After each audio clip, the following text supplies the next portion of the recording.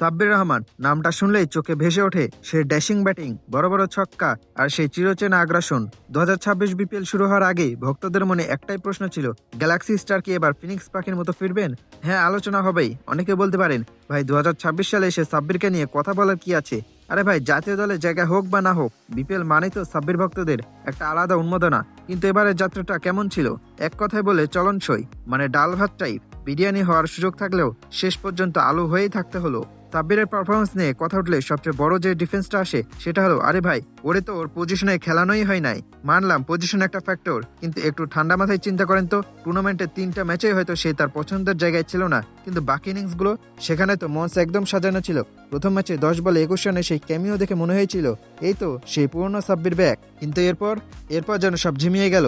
First ইনিংসে সাব্বিরের হাতে যথেষ্ট সময় ছিল হিরো হওয়ার জন্য, কিন্তু দিন শেষে তিনি কেবল পার্শ্ব চরিত্র হয়েই রয়ে গেলেন।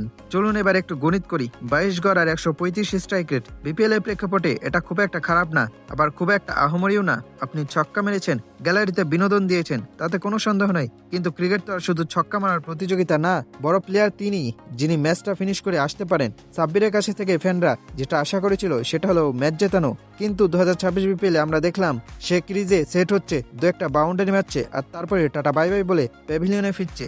এটা কি আসলে যথেষ্ট? এবার আসি আসল কথায়। অনেকেই মনে মনে আশা করেন সাব্বির আবার লাল সবুজ জার্সিতে ফিরবেন, কিন্তু ভাই, রিয়েলিটি চেক দেন। এই 2026 সালেও যদি আপনার বিপিএল পারফরমেন্স কেবল মোটামুটি হয়, তবে নির্বাচকদের দরজায় কর্নার অসম্ভব। বর্তমান কম্পিটিশনে ভালো করলে চলে না, অসাধারণ কিছু করতে হয়। সাব্বিরের এবারের যাত্রায় সেই এক্স ফ্যাক্টর বা অসাধারণ কিছুর বড় অভাব ছিল।